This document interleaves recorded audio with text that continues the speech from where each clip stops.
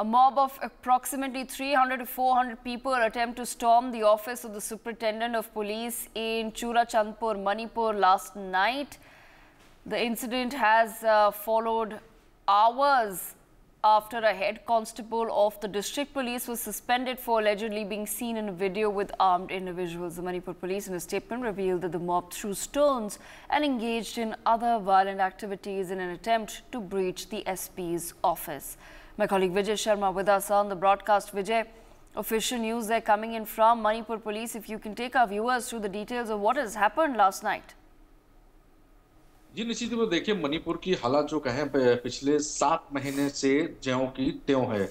और पिछले रात की अगर बात करें तो चूराचंद जिले के पुलिस अधीक्षक के कार्यालय में 300 से अधिक जो उपद्रवी है उन्होंने हमला बोला और पथराव किया उसमें और एसपी ऑफिस में घुसने की कोशिश करी, जिसके जवाबी कार्रवाई करते हुए रैपिड एक्शन फोर्स और स्पेशल फोर्सों ने हवाई फायरिंग की और आंसू गैस के गोले छोड़े, लाठीचार्ज की ताकि भीड़ को तितर बितर कर सके। लेकिन 300 से अधिक जो उपद्रवी थे उनके सामने एक तरह से कहें तो एक चैलेंज की तरह से मणिपुर पुलिस खड़ी थी। लेकिन उन्होंने जो जिस तरह से बर्ताव किया, उन्होंने जो पथराव किया, वो सीधे तौर पे एसपी कार्यालय को उन्होंने टारगेट करके इस तरह की घटना को अंजाम दिया।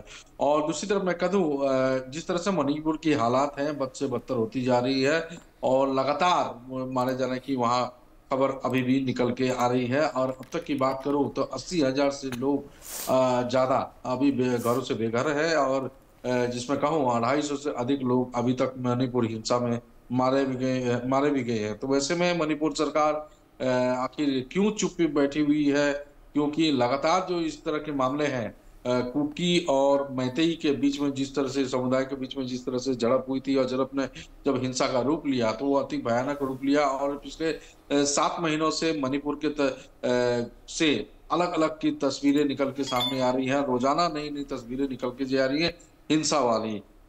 दूसरी तरफ देखें कहीं ना कहीं अब देखिए मणिपुर की हालात बद से बदतर हो जा रही है, क्योंकि सीधे तौर से अब सुरक्षा बल और जो उपद्रवी है उनके साथ अब आमना सामना हो रहा है। क्योंकि सुरक्षा बल जब गश्त लगाने पहुंचते हैं कई गांव इलाकों में तो वहां पे अगर कुकी समुदाय के लोग की तरफ जाते हैं तो वहां पे कुकी समुदाय का जो उग्रपंथी है वो उन्हें रोकने की कोशिश करते हैं और जो मैतेई के तरफ जाते हैं तो उनके तरफ से मैतेई के लोग भी सुरक्षा बलों को रोकने के लिए कोशिश करते हैं। तो वैसे में मणिपुर की हालात और भी अधिक बदतर होती जा रही है। और वैसे में अब सवाल यह उठता है 2024 में जिस तरह की जो अब लोकसभा के चुनाव होने वाले हैं, वैसे में मणिपुर में किस तरह से चुनाव कराएगी चुनाव आयोग, यह भी एक तरह से चुनाव आयोग के लिए और सरकार के लिए सबसे बड़ा चैलेंजिंग होगा। जी Absolutely. At the same time, Vijay, or exactly what is the situation like in Manipur right now? Because it's been several months of sporadic violence that is being reported from the state. But what really is the situation right now as far as normalcy in the state is concerned? देखिए मैंने जैसे ही पहले कहा जो मणिपुर की हालात जो है जिस तरह से जस की तस है।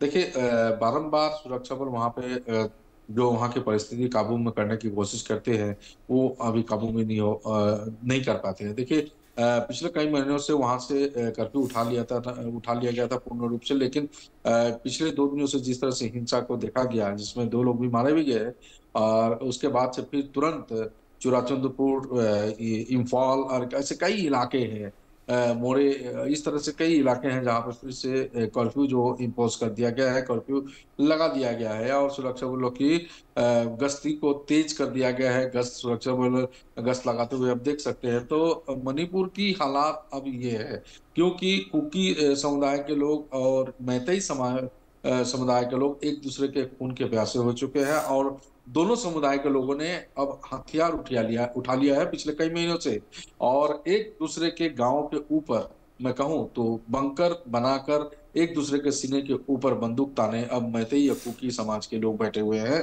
और आए दिन देखिए फायरिंग की घटना वहां से मणिपुर से निकल के सामने आती रहती है। आए दिन वहां पे इस तरह की घटना सामने आती रहती है और आए दिन लोग मारे भी जा रहे हैं।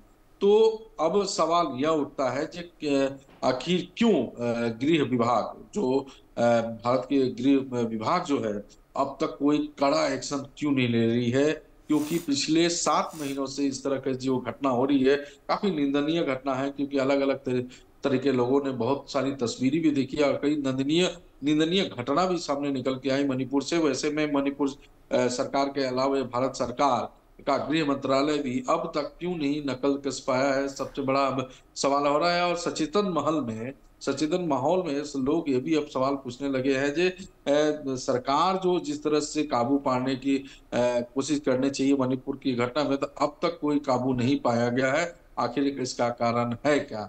तो इसके ऊपर लगातार सरकार भी नजर बनाए रखी है, लेकिन आने वाले दिनों में अगर इस तरह से हालात ऐसे ही बनी रहे तो जाहिर सी बात है जो 24 की जो Lok Sabha. For more such videos, subscribe to the NewsX YouTube channel, hit the bell icon.